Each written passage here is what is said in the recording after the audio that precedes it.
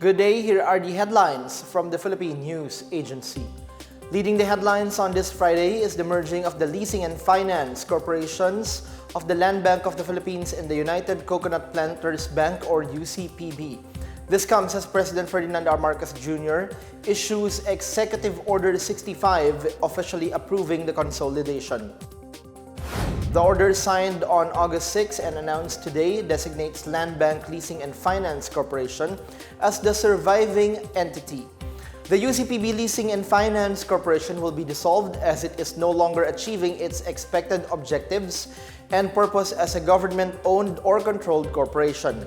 The EO also states that the Governance Commission for GOCCs has determined that this consolidation serves the best interests of the state by eliminating redundant functions.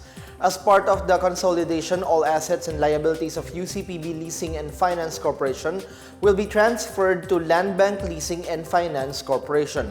The order also mandates the reorganization and absorption of qualified officers and employees affected by the order. Travelers from Mindanao and Palawan who plan to visit Brunei, Indonesia, or Malaysia will now be exempted from travel tax. President Ferdinand R. Marcos Jr. issued Memorandum Order No. 29 granting travel tax exemption to those going to the three countries. Eligible travelers may secure a travel tax exemption from the Tourism, Infrastructure, and Enterprise Zone Authority. The exemption may also apply to passengers with connecting flights from Mindanao and Palawan to Brunei, Indonesia, or Malaysia within 24 hours on the same day. The exemption shall be effective until June 30, 2028 or unless sooner revoked.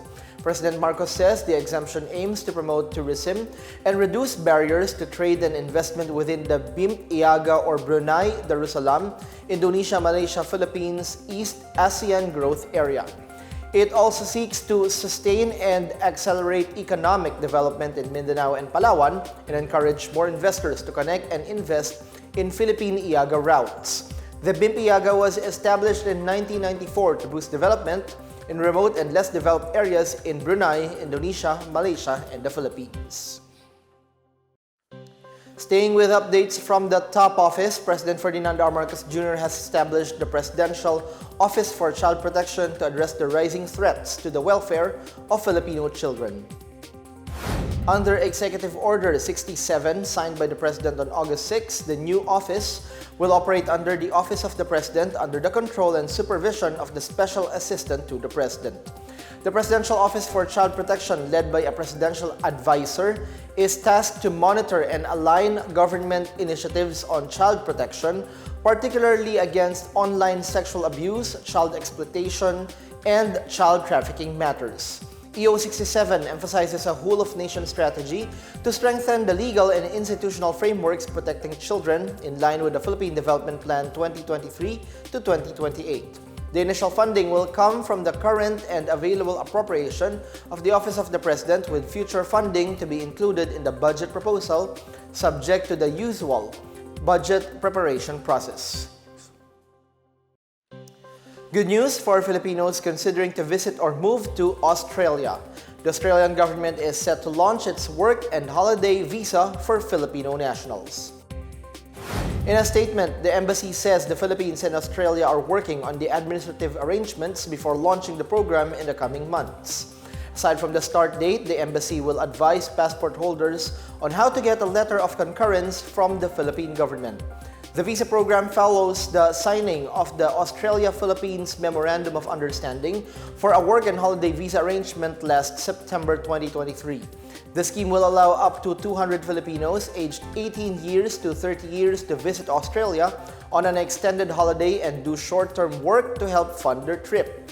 They may also study for up to 4 months or do 3 months of work to become eligible for a second work and holiday visa. In the inaugural Philippines-Australia bilateral consular consultation in Makati on July 24, the two states agreed on opening collaboration on significant consular trends, including e-apostilles and education. They also discussed bridging programs for students and recognition of licensed Filipino professionals.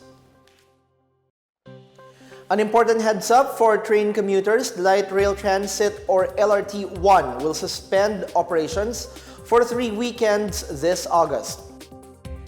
In a social media post, Light Rail Manila Corporation says the line will be closed down to fast-track preparations for the inauguration of the LRT-1 Cavite Extension Phase 1.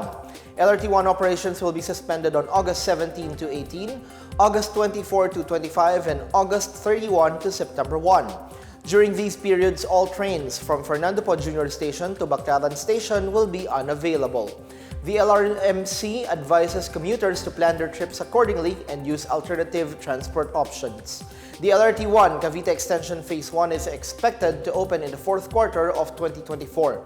Phase 1 covers 5 additional stations within the city of Parañaque, namely Redemptorist, MIA, PITX, Asia World, Ninoy Aquino, and Dr. Santos. The extension will significantly reduce travel time and will benefit up to 600,000 passengers daily.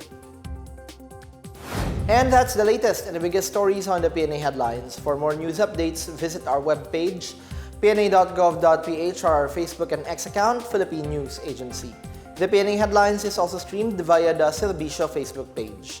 You may also watch the PNA Headlines through the Philippine News Agency's YouTube account and via the News and Information Bureau website under PNA News.